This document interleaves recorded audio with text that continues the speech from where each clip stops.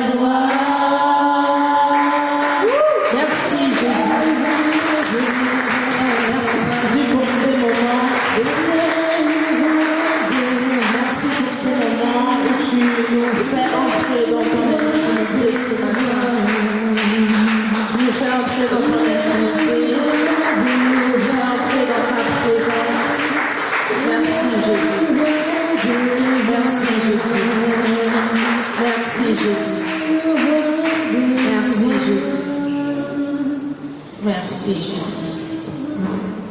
Alléluia. Soyez bénis au nom de Jésus.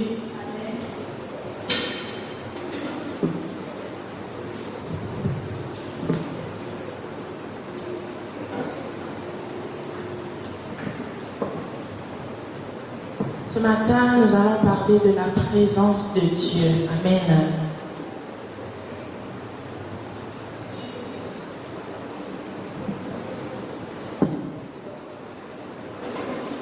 La présence de Dieu, c'est quoi être dans la présence de Dieu? C'est être tout simplement dans son intimité. Alléluia. C'est être dans son intimité. C'est être en communion avec le Seigneur. Amen. Et pour être dans la présence de Dieu, nous pouvons être dans la présence de Dieu de différentes manières. Amen. Par le moyen de la prière, par exemple, qui est le seul moyen, ou encore pas le seul, mais qui est un moyen de communication. Amen. Voilà, la prière, c'est un moyen de communiquer avec Dieu, c'est un moyen de lui parler, et c'est aussi un moyen par lequel on peut l'entendre nous parler. Amen. Donc la prière, c'est un moyen d'être dans la présence de Dieu. Nous pouvons également être dans la présence de Dieu par le moyen de la louange et de l'adoration. Amen.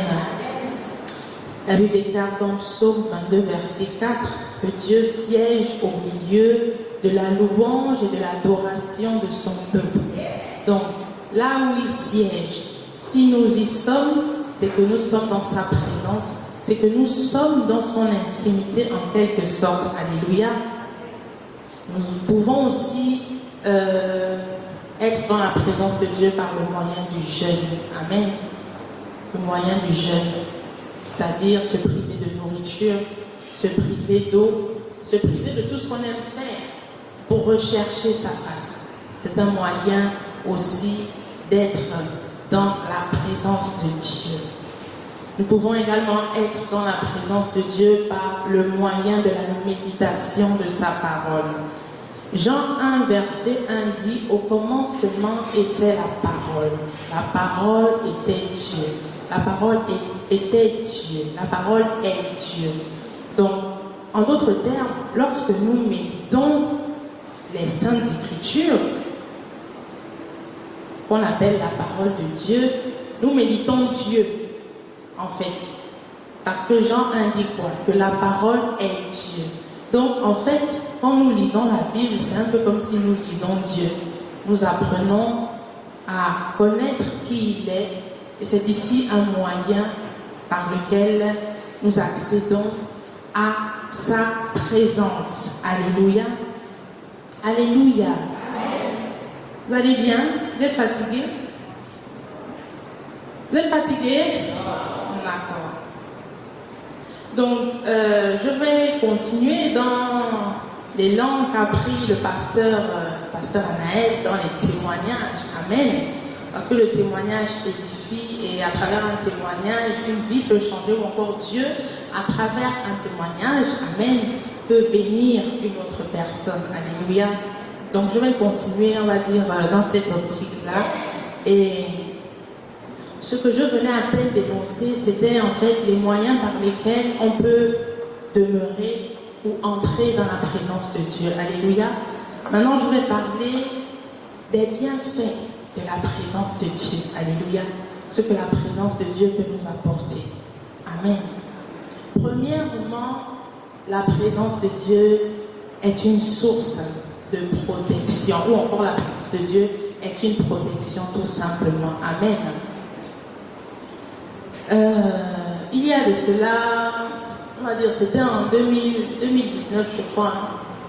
2019, oui, je crois que c'était 2019. Et j'étais une amie qui s'est mariée, donc je l'aidais en fait dans les préparatifs et tout ça, dans l'organisation de son mariage. J'étais plus ou moins au cœur de l'organisation. Donc j'étais au cœur de l'organisation, des préparatifs et je priais beaucoup pour cet événement-là. Je recommandais ça au Seigneur afin qu'il prenne le contrôle, afin que tout se passe bien. Vous savez que les mariages là, c'est pas facile, il y a tellement de choses. Et donc je priais beaucoup pour cet événement que je recommandais à Dieu. Et un jour, je ne sais pas trop, en tout cas c'était pas la veille même de la cérémonie, mais on va dire peut-être 1 ou 2 semaines avant. Comme Dieu parle tantôt d'une manière, tantôt d'une autre, je fais un rêve dans lequel je vois une dame. En fait, vous voyez ce poteau blanc là? La dame était là. Et moi, j'étais ici où je suis. Je ne connaissais pas cette dame-là. Juste à côté de la dame, il y avait une autre dame. En fait, elles étaient 2. Et elles étaient en train de parler, en fait, de moi. Et celle qui était là, où il y a le poteau blanc là, en fait, disait à l'autre, me concernant et en me regardant, mais comme on était à une certaine distance, je ne peux pas ce qu'elle disait, j'ai entendu, un mystère des rêves. Donc elle dit à l'autre dame en fait que elle qui est là, donc moi, elle pointe son doigt sur moi, elle a la puissance entre les mains, ou elle a la puissance dans les mains. C'est ce qu'elle a dit à la dame en fait. Et puis c'était juste ça comme rêve. Et bon, vous savez, quand on fait les rêves, on ne comprend pas toujours ce que ça veut dire, etc. Donc moi je continue, je roule, je continue à prier, que le truc se passe bien, l'événement se passe bien et tout. Le jour où j'y arrive, mariage civil. Et dans le déroulement de la cérémonie, on me présente à une dame que je ne connais pas. D'abord, je ne connais même pas toute la famille de la mariée en question. C'est mon amie, c'est vrai, mais je ne connais pas même sa famille. Je ne la connais pas vraiment. Je ne connais pas tout le monde. Donc, à plus forte raison, la famille du mari. Et donc, on me présente à une dame. Voilà, bonjour, oui, ça c'est la marraine de X. Et la personne qui me présente à la dame lui dit, ça c'est la prophétesse. Donc elle parle de moi. Et je vous assure, au moment où les présentations se font, le Saint-Esprit ouvre mon esprit et me ramène au rêve que j'avais fait 2 semaines avant. Et quand il ouvre mon esprit, je me rends compte que mais la femme qui est devant moi, à qui on me présente, est en fait textuellement comme celle que j'ai vue dans le rêve. Pareil, le corps, le teint, même la coiffe, la couleur du cheveu. Elle a même un chignon, vraiment le genre de femme peut-être pareil. Mais je ne connais pas cette dame. Et le Saint-Esprit pour m'inspirer, pour me dire en fait, défie-toi et vis esquive. Et donc, je l'ai fait très intelligemment par sa grâce, j'ai esquivé et tout ça. Bref, au dépôt de la femme, on me met toujours la pression. Oh non, tel veut te voir. Ah, la même personne veut me voir. Le Saint-Esprit me dit, laisse, esquive, embrouille. Amen. Donc pour vous dire en fait que, vous savez, il y a des personnes qui pensent que parce qu'ils ont Dieu dans leur vie, ils peuvent tout faire, ils peuvent se permettre de tout, ils peuvent aller n'importe où, parce que leur foi est tellement grande qu'ils pensent en fait que, en tout cas, moi je crois en Dieu, celui qui vit en moi est plus fort que celui qui est dans le... Et pas faux, c'est vrai. Mais, il y a aussi une chose, c'est que si nous partons où Dieu ne veut pas que nous allons, ou si nous faisons ce que Dieu ne veut pas que nous fassions, nous serons exposés nous-mêmes. C'est-à-dire que là, nous ne serons plus dans sa volonté. Et si nous ne sommes plus dans sa volonté, ça veut dire que nous sommes exposés. Même sa sécurité n'est plus avec nous. Donc, il faut faire très attention. Alléluia. J'aurais pu, parce que je me doutais bien de qui elle était de qui elle était, surtout spirituellement, parce que Dieu m'avait déjà montré quand même quelque chose. J'aurais pu tenir tête, genre dire que bon, moi mon Dieu est fort de toute façon, même si elle est venue avec ces choses-là pour m'anéantir, ou bien pour faire quoi que ce soit et tout, en tout cas, lui les sans effet, mon Dieu, il est Dieu, nanani, nanana. Mais j'ai esquivé comme Dieu m'a inspiré. Amen. Le même Dieu qui avait dit à Élie que fuis, va te cacher, va au torrent de Guérit. Alléluia. Et pourtant c'est Dieu. Et pourtant Dieu qui nous dit ces choses-là que fuis, ou bien va te cacher, ou bien fais comme ci, fais comme ça. Ce Dieu-là, c'est lui-même qu'il est capable de nous défendre face à une armée de je ne sais trop combien de démons. Il est capable. Mais il nous dit quoi? Va, esquive, fuis. Alléluia. Et c'est en cela en fait que la présence de Dieu est une protection, parce que dans cette ambiance de prière, ou dans cette atmosphère de prière dans laquelle je baignais à cette époque-là, amen, Dieu a pu me montrer quelque chose, un petit danger, qui m'a aussi permis d'esquiver. Alléluia. C'est dans cela que la présence de Dieu est une source ou bien une protection. Alléluia. C'est comme je disais il y a 2 semaines là, que vraiment, si seulement, vraiment toutes ces personnes qui meurent là vraiment, je ne sais pas trop si elles sont en Christ, mais je me dis quand même que quand on est en Jésus, quand on a les 2 pieds en Jésus, vraiment, à la dernière minute, Dieu peut nous dire, ne fais pas ça, ne sors pas aujourd'hui de ta maison, ne pars même pas au travail aujourd'hui. Ne fais pas ceci, c'est-à-dire que à la dernière minute, ce Dieu-là, il parle et il peut nous sauver. Alléluia.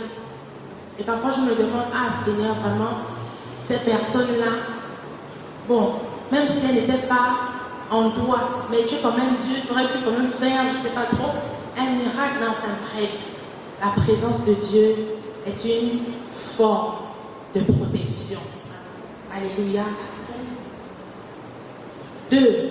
La présence de Dieu est une source de délivrance. Alléluia. Je continue dans les témoignages.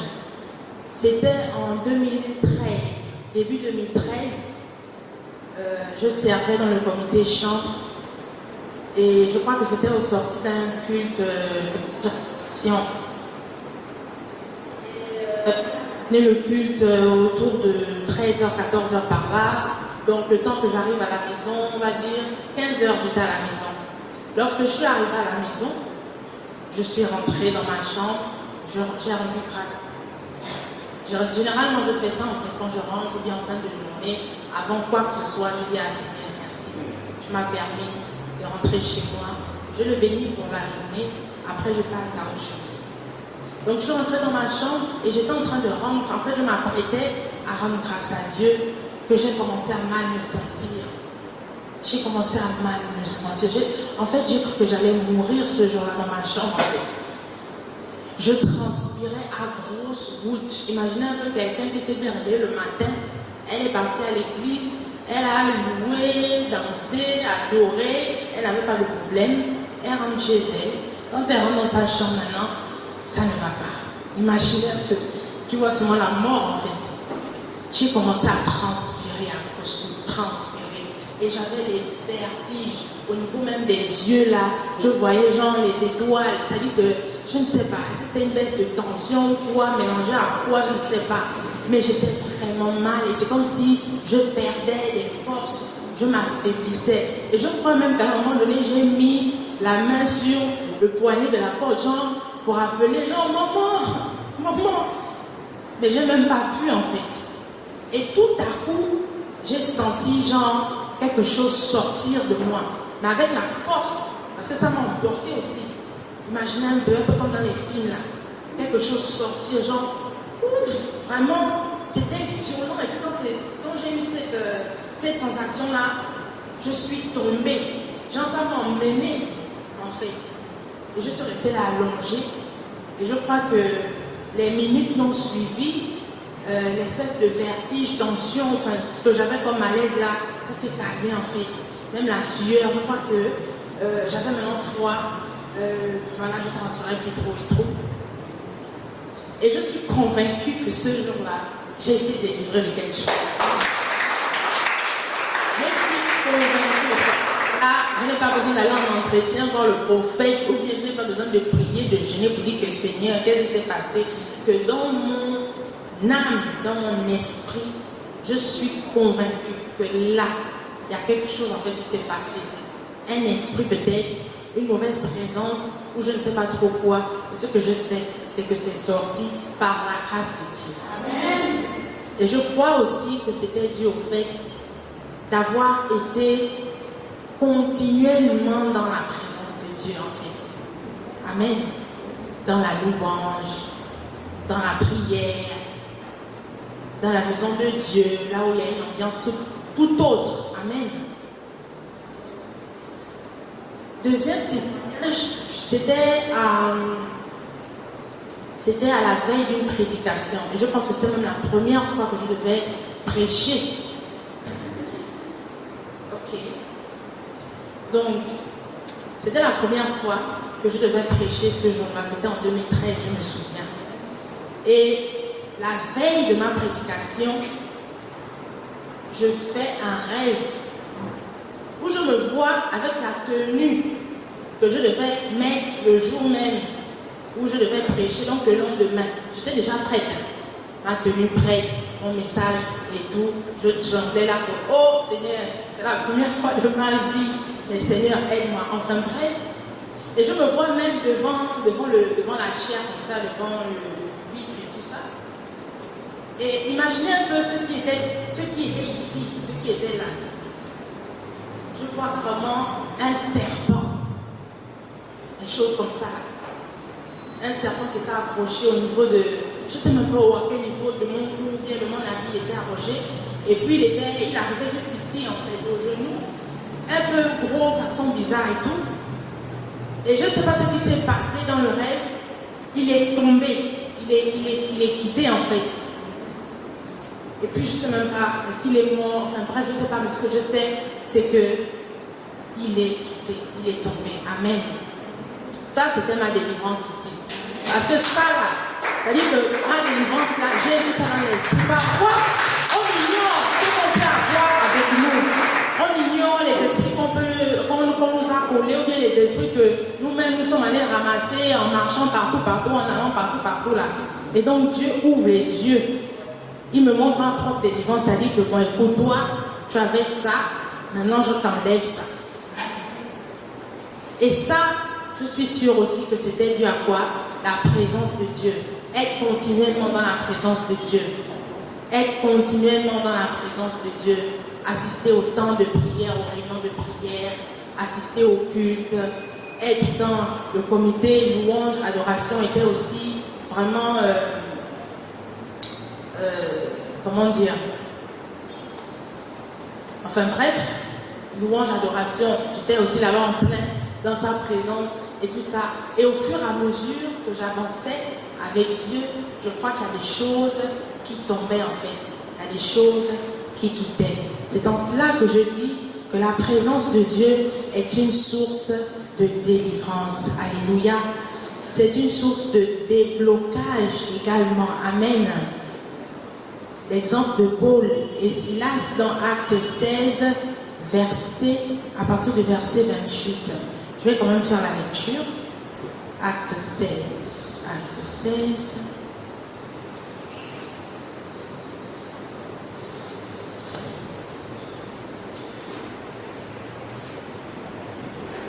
Acte 16, à partir du verset. Voilà. Chapitre 16, je vais lire à partir du verset 16.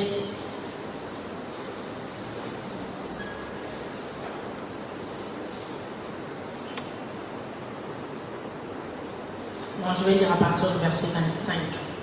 Donc, Acte chapitre 16, à partir du verset 25. Vers le milieu de la nuit, Paul et Silas priaient et chantaient les louanges de Dieu. et les prisonniers les entendaient. Tout à coup, il se fit un grand tremblement de terre, en sorte que les fondements de la prison furent ébranlés. Au même instant, toutes les portes s'ouvrirent et les liens de tous les prisonniers furent rompus. La parole de Dieu. Amen. Paul et Silas étaient en prison. La prison était la captivité dans laquelle eux, ils étaient. Alléluia. Quelle captivité, enfin je ne sais pas trop, toi, quel est le genre de lien qui te gère, ou je ne sais pas trop dans quel toi tu te trouves. Mais ce que je sais, c'est que Paul et Silas, étant en prison, ils se sont dit que bon, là, dans notre désert, là, dans notre prison, là, on va quand même un peu chercher la présence de Dieu par le moyen de la louange et de l'adoration. Ils ont trempé dans cette atmosphère-là. Et que s'est-il passé par la suite? Tout à coup, il se fit un grand tremblement de terre, en sorte que les fondements de la prison furent ébranlés. Alléluia. Au même instant, toutes les portes s'ouvrirent et les liens de tous les prisonniers furent rompus. Amen. Amen. J'ai envie de dire à quelqu'un ce matin qu'il y a des choses qui ne te quitteront pas en dehors de la présence de Dieu. C'est-à-dire que tant que tu seras en dehors de la présence de Dieu, il y a des choses qui ne pourront pas te quitter en fait. Il y a des choses qui ne pourront pas te lâcher. Tant que tu seras hors de la présence de Dieu. Amen. Les liens ont été brisés. Voici le pouvoir qu'a la présence de Dieu. Briser les liens. Amen. Débloquer tout ce qui a été bloqué dans ta vie. Et ce, de façon instantanée chez certains, mais de façon progressive chez d'autres. Alléluia. Parce que nous ne vivons pas tous la délivrance de la même manière, en même temps, non. Chez certains, ça peut être instantané, c'est-à-dire que Dieu décide que vraiment aujourd'hui là, c'est ton jour. Je vais te délivrer, je vais te déposséder de tes petits esprits, de je ne sais trop quoi là. Ça, c'est ta grâce. Amen. Mais pour d'autres personnes, c'est progressif. C'est au fur et à mesure. C'est au fur et à mesure que tu vas demeurer dans sa présence, que tu vas persévérer dans sa présence, que les liens vont tomber, les fardeaux vont tomber, les joues, ça va tomber au fur et à mesure. Alléluia. Alléluia. La présence de Dieu est une source de bénédiction.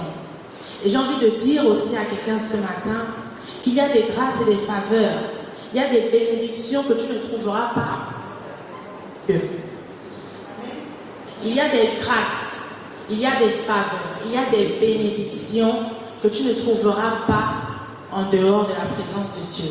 Tu vas monter, tu vas descendre, tu vas aller chez tous les nagas, chez tous les marabouts, tu vas utiliser toutes les potions, tu vas acheter tous les canaris, faire tous les rituels, tu vas te laver le corps 1000 fois avec je ne sais trop quelle feuille, toutes les feuilles de la brousse, de la savane, de la mangrove. Ma chérie, je te dis qu'il y a des grâces, des faveurs que tu ne trouveras pas hors de la présence de Dieu. Alléluia.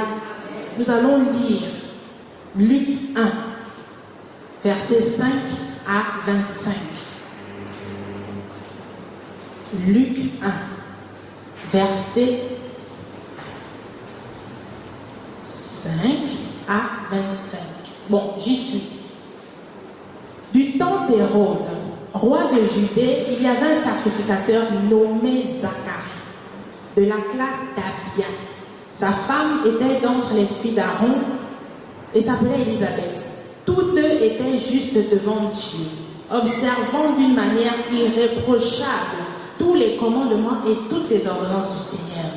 Ils n'avaient point d'enfants parce qu'Élisabeth était stérile et ils étaient l'un et l'autre avancés en âge.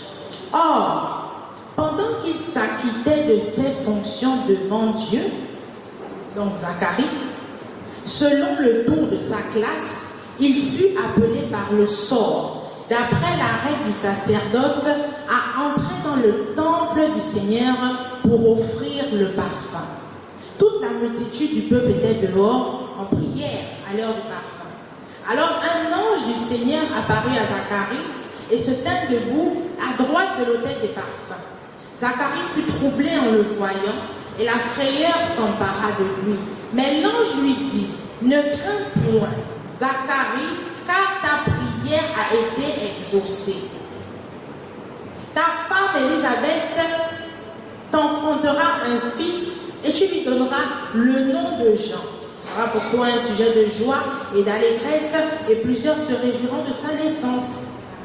Car il sera grand devant le Seigneur, il ne boira ni vin ni liqueur enivrante, et il sera rempli de l'Esprit Saint dès le sein de sa mère. Il ramènera plusieurs des fils d'Israël au Seigneur leur Dieu. Il marchera devant eux avec l'esprit et la puissance d'Élie pour ramener les cœurs des pères vers les enfants et les rebelles à la sagesse des justes, afin de préparer au Seigneur un peuple bien disposé. Zacharie dit à l'ange, à quoi reconnaîtrai-je cela? Car je suis vieux et ma femme est avancée en âge. L'ange lui répondit, je suis Gabriel, je me tiens devant Dieu. J'ai été envoyé pour te parler et pour t'annoncer cette bonne nouvelle. Et voici, tu seras muet et tu ne pourras parler jusqu'au jour où ces choses arriveront, parce que tu n'as pas cru à mes paroles qui s'accompliront en leur temps. Cependant, le peuple attendait Zacharie, s'étonnant de ce qu'il restait si longtemps dans le temple. Il y avait des choses qui se passaient là-bas. Quand il sortit, il ne put leur parler. Ils comprirent qu'il avait eu une vision dans le temple et il leur faisait des signes. Il resta muet.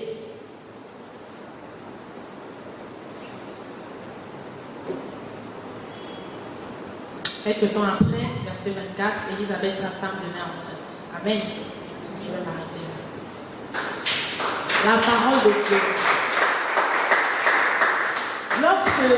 Lorsque l'ange s'est montré à Zacharie, où se trouvait Zacharie? Il se trouvait dans le temple. Il se trouvait dans la présence de Dieu. C'est-à-dire que même là encore, Dieu envoie l'ange vers Zacharie pendant que ce dernier se trouve dans sa maison, dans sa présence. Mieux, il est en train de faire quoi? Il est en train de servir. Parce que la Bible dit quoi? Que il s'acquittait de ses fonctions devant Dieu, selon le tour de sa classe. Donc, il était au service. Alléluia. Il était au service. Et au début, il est écrit que la femme de Zacharie et Élisabeth était stérile, ils étaient vieux, etc. etc. C'est sûr qu'ils priaient depuis, puisqu'ils étaient vieux. Ça devait être des anciens vraiment dans le christianisme, dans Christ. Ils devaient être anciens. Et ceux qui avaient donné leur vie à Jésus depuis, ils ont continué la marche. Et toutes ces années-là, ils priaient, Seigneur, donne-moi un enfant. Seigneur, s'il te plaît, nous voulons un enfant, nous voulons un enfant, nous voulons un enfant. Chrétien, et pas des moins, le genre là. Quand j'ai lu le genre là, ça veut dire que ça devait être le genre ferme. Genre ferme dans les voies du Seigneur. Mais malgré ça, stérile, il n'y a pas d'enfant. Comme pour dire aussi qu'on peut être dans Jésus là. On peut même faire 10 ans, 15 ans, 20 ans dans le Seigneur. Et avoir quand même un petit manquement. Et Dieu est bon parce que il est fidèle tout simplement. Il a béni ses enfants. Amen.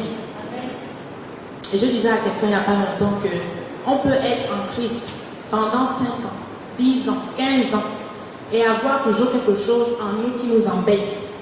Et le Seigneur que nous servons, il est même conscient de ça. Il peut nous en délivrer une bonne fois pour toutes, mais c'est pas ça. On est là, on continue la marche, en espérant qu'il le fera. Il le fera, mais en son temps. C'est là où je disais que la délivrance chez les uns, elle peut être instantanée, et chez les autres, elle peut être progressive. Amen. Donc Zacharie était quoi? Il était dans le temple, il était dans la présence de Dieu. Et c'est dans la présence de Dieu là que Dieu lui-même l'a béni. Amen. Est-ce que vous voyez ça? Quand je disais tout à l'heure qu'il y a des bénédictions, il y a des grâces et des faveurs que nous n'obtiendrons pas en dehors de la présence de Dieu. Amen. Mieux, il était au service. Le service est aussi un moyen par lequel on peut être dans la présence de Dieu. En plus de la prière, en plus du jeûne, en plus de la méditation de sa parole, en plus de la louange et de l'adoration que j'ai cité au début, le service que nous offrons à l'Éternel dans sa maison est aussi un moyen par lequel nous avons accès à sa présence. Alléluia. Alléluia. Et il y a aussi des choses, toujours dans le sens de grâce, toujours dans le sens de bénédiction, toujours dans le sens de ce que nous voulons, ce que nous désirons. Il y a des choses comme ça aussi qui ne nous seront accordées que si nous sommes au service de Dieu. Alléluia. Je ne sais pas où se trouvait Zacharie et sa femme lorsqu'il demandait au Seigneur tous les jours: ah Seigneur, Seigneur, nous voulons des enfants, nous voulons un enfant, nous voulons un enfant. Mais ce que je sais, c'est que c'est pendant que Zacharie était au service que Dieu s'est décidé à bénir Zacharie et sa femme. Alléluia.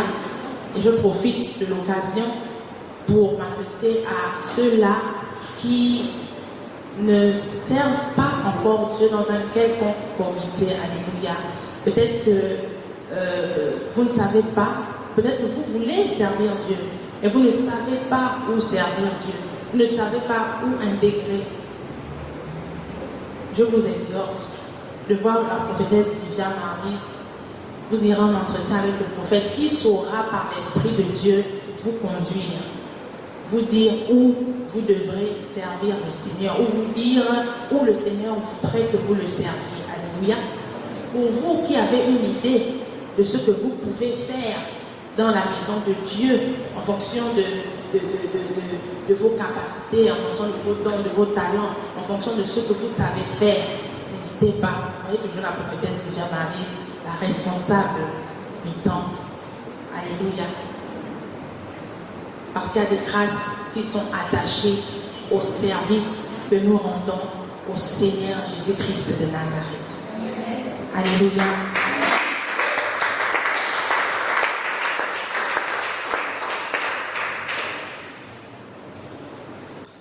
La présence de Dieu est une source de transformation. Amen. La présence de Dieu est une source de transformation. Nous allons lire Exode 34, verset 35.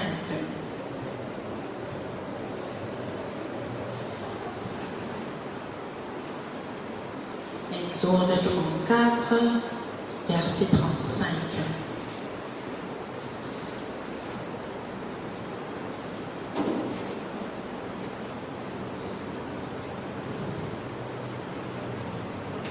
Bon, je vais lire à partir du verset 29.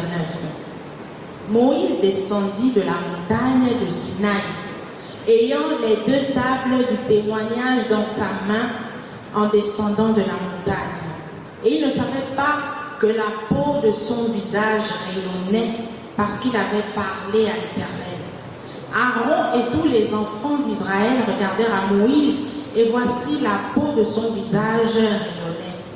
Et ils craignaient de s'approcher de lui. Moïse les appela.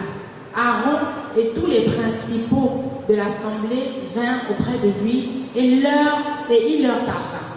Après cela, tous les enfants d'Israël s'approchèrent et il leur donna tous les ordres qu'il avait reçus de l'Éternel sur la montagne de Sinaï.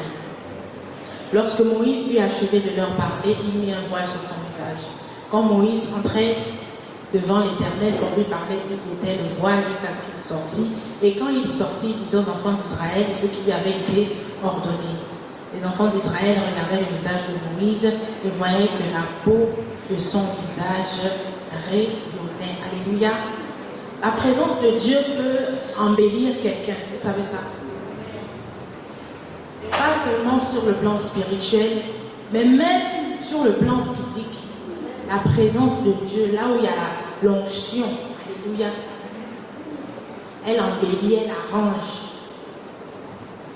elle nettoie, elle lave. Si tu es vilain, tu viens de la présence de Dieu vilain, quand au fur et à mesure que tu vas y demeurer, tu seras un peu arrangé, tu seras un peu genre. Toi-même, tu vas même remarquer que, ah, vraiment, quand j'étais dans le monde, j'étais comme ça.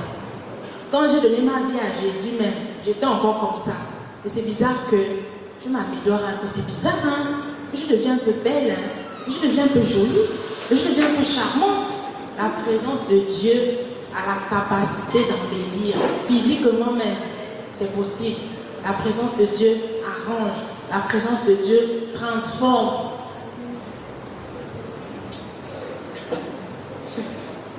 Je te rappelle comment on était à l'époque. C'est pas possible. C'est vraiment pas possible. Et quand je pense qu'on entend nos photos là-bas bien exposées, il faut qu'on aille nous enlever ça.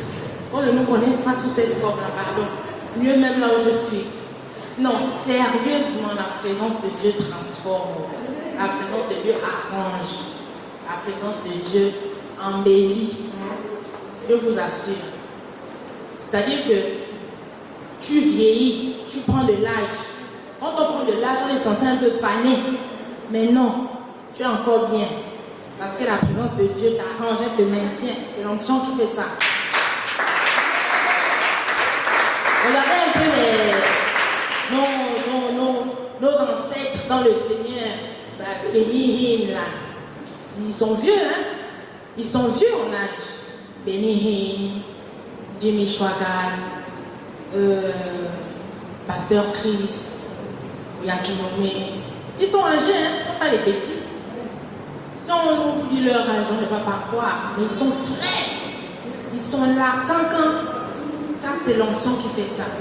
L'onction te maintient. C'est-à-dire que même si tu es vieux, ça te maintient un peu dans un genre. Ça t'embellit. Ça te fait. Ça te rafraîchit. On va dire ça comme ça. Amen. Aussi bien sur le plan physique que spirituel. Spirituellement aussi parlant, ça arrange la présence de Dieu. My God. Moi avant, quand j'ai connu le Seigneur, quand j'ai donné ma vie au Seigneur, j'étais un genre. Le genre un peu sauvage et caractériel. Je crois que la sauvagerie dominait même sur le caractère. J'étais invivable, impulsive, colérique, nerveuse. Avec moi, ça passe ou ça casse. Je ne discute pas trop avec toi. Je te dis, si tu n'es pas content, tu libères. J'étais dure. Au point où même, et en plus j'étais responsable à l'époque, c'était difficile avec toutes les personnes que j'avais sous mon autorité là. Parce que j'étais dure, très dure. Et il y avait des gens aussi, ils ne se laissent pas marcher. Donc imaginez un peu les tensions dans la maison du Seigneur. On vient chanter au dimanche là, Hosanna, mais les cœurs sont irrités parce que la prophétesse là-bas, c'est un genre de femme. J'étais terrible.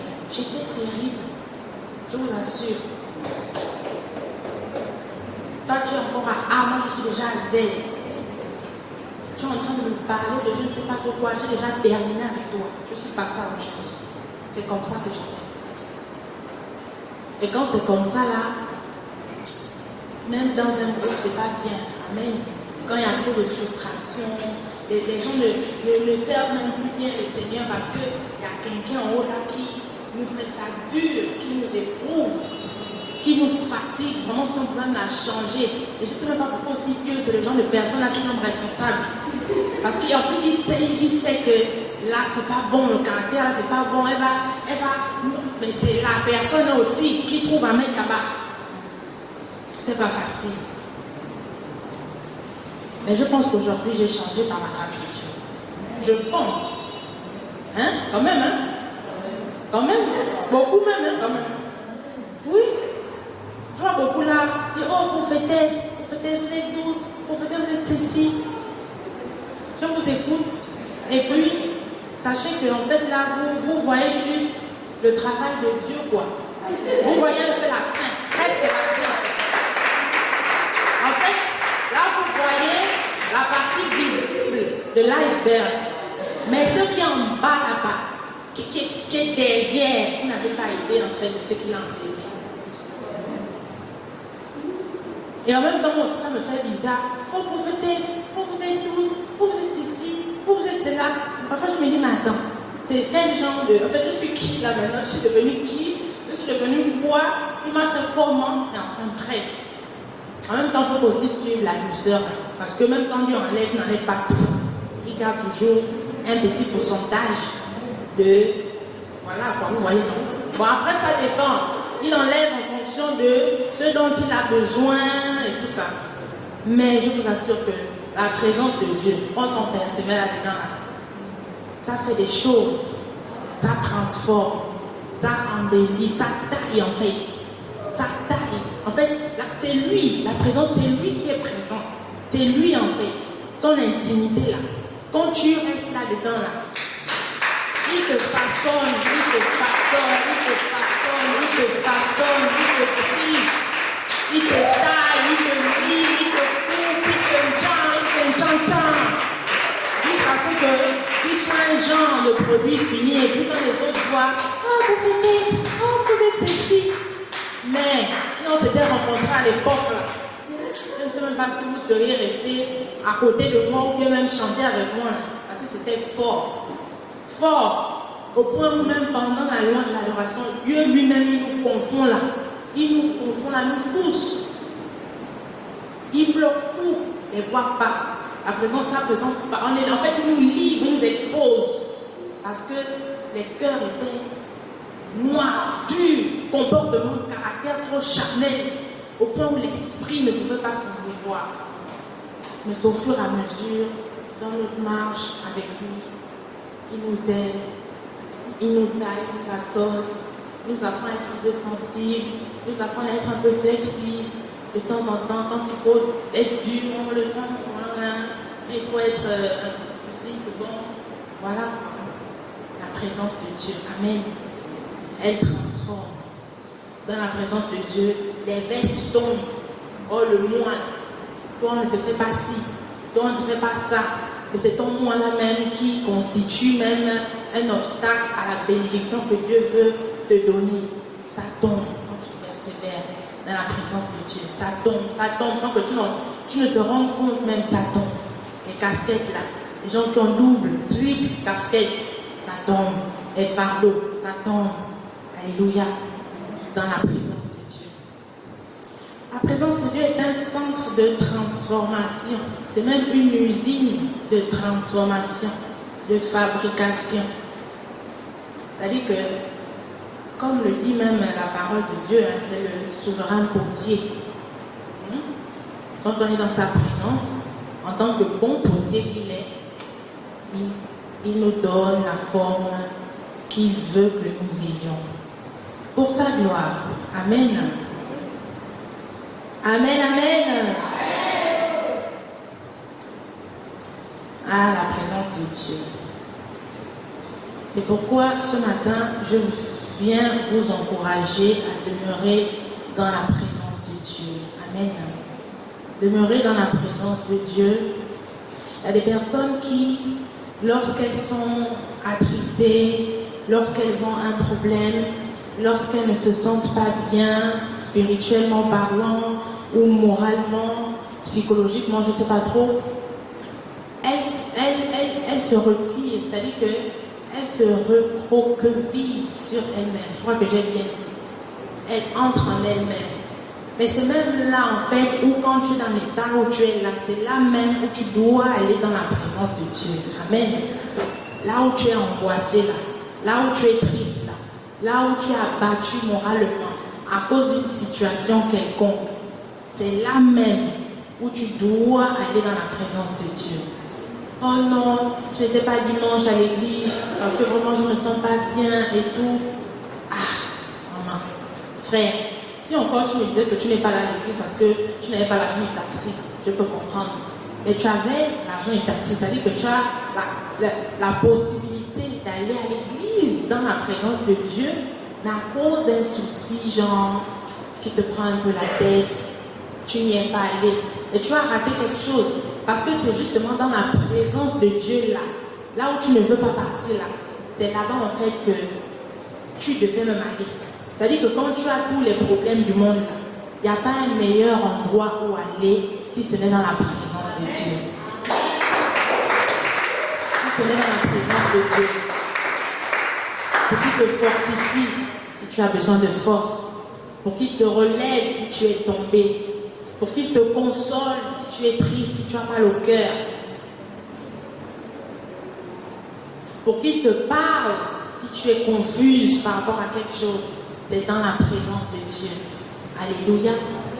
C'est dans la présence de Dieu. Moi, je fais mon témoignage. Moi, je donnais ma vie à Jésus. Moi, j'ai commencé à aller à l'église. Dans ma mère, à ce moment-là, elle priait chrétienne, même si elle était à catholique. Moi, elle priait. Et quand moi, j'ai commencé à partir à l'église, et puis là, j'arrive comme ça le soir à 20h, quand je sors d'un programme, je ne sais pas, de prière ou de délivrance, je ne sais pas trop. J'arrive, la bonne dame me ferme la maison. Elle me dit, tu sors d'où? Repars. Ça a duré comme ça au début de ma conversion. Mais j'ai persévéré. Quand elle me dit, repars. Je pars chez ma copine, je pars dormir chez ma copine, que tout le monde connaît là, Wendy, pasteur. C'était ma soeur. On la chasse aussi chez elle là-bas, à cause de l'église, elle vient à la maison. Pendant que ça a duré pendant un temps, je n'ai rien compris, je vais m'attendre.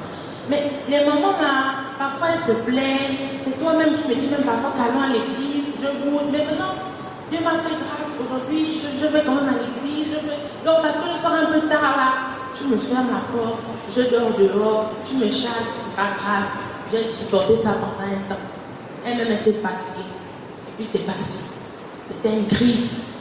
Sûrement peut-être que Satan qui l'embêtait un peu là, que oh, la petite là, non pardon, il a fermé le cœur, voilà comment elle aussi me faisait sa dure. Mais j'ai persévéré, je dis que je n'abandonne pas. J'aurais pu dire que c'est elle qui me paye l'école, c'est elle qui me donne à manger, c'est elle qui me fait tout. Bon, c'est pas grave, je vais laisser à cause de ça. Mais non, je n'ai pas laissé, j'ai persévéré. Et puis après c'est passé. Amen. Donc, il y a des situations comme ça là, parfois, quand on est en Christ là, que Satan peut inspirer, que Satan peut vraiment soulever. Tout ça pourquoi? Pour qu'on abandonne un peu l'affaire. Parce qu'il est conscient que c'est en persévérant dans la présence de Dieu, en persévérant dans les voies du Seigneur, en étant constamment là où il y a la présence de Dieu, là où il y a le feu de la prière, le feu de la louange et de l'adoration, que c'est là aussi où on va voir notre salut, notre délivrance. Amen. Donc il dit, jamais, il suscite les choses, il suscite. Et si tu n'es pas fort, si tu n'es pas ferme, si tu ne te dis pas que bon, je supporte, ça va passer, toi-même tu vas passer à côté, parce que si tu laisses la présence de Dieu, mais la présence de Dieu qui en fait, c'est même là où les portes sont censées s'ouvrir. Les portes qui sont restées longtemps fermées depuis Kala, c'est là dans la présence de Dieu que ça va s'ouvrir. Il va ouvrir ces portes-là. Les fardeaux que tu transportes depuis Kala, les esprits ou quoi que tu as depuis Kala dans ta vie là, c'est dans la présence de Dieu. Le cœur là-bas noir, trop colère, trop de ceci, trop de cela, c'est là dans la présence de Dieu là, au fur et à mesure il va enlever. Donc les gens qui sont trop impatients, oh non, moi je ne vois pas ceci, moi je ne veux pas ceci. Avec Dieu, c'est pas ça. Avec Dieu, c'est la patience et la persévérance. Et lui, il fait comme il veut, quand il veut, en fait, à sa façon. Mais nous, on doit persévérer. S'il y a une façon de faire qui t'embête, c'est-à-dire que tu es conscient que tu n'arrives pas à arrêter par exemple quelque chose, ou peut-être l'alcool, si c'est une addiction par exemple, ou autre chose. Mais en persévérant dans la présence de Dieu, là, en fait, tu ne vas pas te rendre compte. C'est-à-dire qu'il va changer tes désirs. petit à petit, tu t'en rendras pas compte. Il va changer ton cœur. Il va changer c'est-à-dire que le désir ou l'addiction que tu as là, tu vas voir que petit à petit, ça va diminuer. Ça va diminuer. Ça va diminuer. Diminuer jusqu'à ce que, en fait, il n'en restera même plus un grand pourcentage, sinon aucun pourcentage. Et là, tu auras vécu ta délivrance. Alléluia. C'est dans la présence de Dieu. Donc, je vous exhorte à y demeurer. La présence de Dieu est tout pour nous. Nous trouvons, en fait, on trouve tout dans la présence de Dieu, comme j'ai pour habitude de dire. Donc, demeurons dans la présence de Dieu. Essayons de cultiver cela par la prière, par le jeûne, par la méditation de sa parole. Amen. Quand il y a des programmes à l'église, si vous servez dans un quelconque comité, allez-y. Les gens qui aiment blaguer là, avec le service là, toujours les raisons. Oh moi, j'ai ceci, oh moi, j'ai cela, je ne pourrais pas être là, je ne pourrais pas faire ça. J'espère que le jour où Dieu va aussi vous dire que, bon écoute, moi aussi ça là, je ne peux pas te donner, j'espère que vous allez comprendre. Que vous allez aussi comprendre. Parce que parfois on a tendance à dire, oh mon Dieu sait que je ne peux pas, Dieu sait que j'ai ceci, Dieu sait que cela, c'est-à-dire que c'est toujours Dieu qui doit tout accepter. Parce qu'il est Dieu, il est bon. Mais quand Dieu va aussi nous dire que, bon moi aussi, je ne peux pas te donner ça, j'espère qu'on pourra aussi comprendre. Parce que ce qu'il faut qu'on sache, c'est que dans le service aussi que nous offrons au Seigneur là, Dieu peut passer par le service là, pour te bénir, pour te délivrer, pour te donner ce que tu lui demandes depuis Kala. Tu as fait le tour du monde pour essayer d'avoir ça que tu n'as pas eu. Mais c'est là, à travers le petit service là. Parfois c'est même les mêmes personnes là, parfois ce sont même ceux qui sont chargés quoi. Qui ont les choses bad. Et ce sont elles toujours. Oh je ne peux pas. Oh je sais toujours une raison. Vous-même, ne laissez pas Satan vous gagner. C'est là la clé de votre bénédiction. Dans la présence de Dieu. Toujours être là où Dieu est. Alléluia. Donc, persévérez-y et persévérons là-dedans, tous ensemble, par la grâce de Dieu. Amen. Amen. Que Dieu vous bénisse.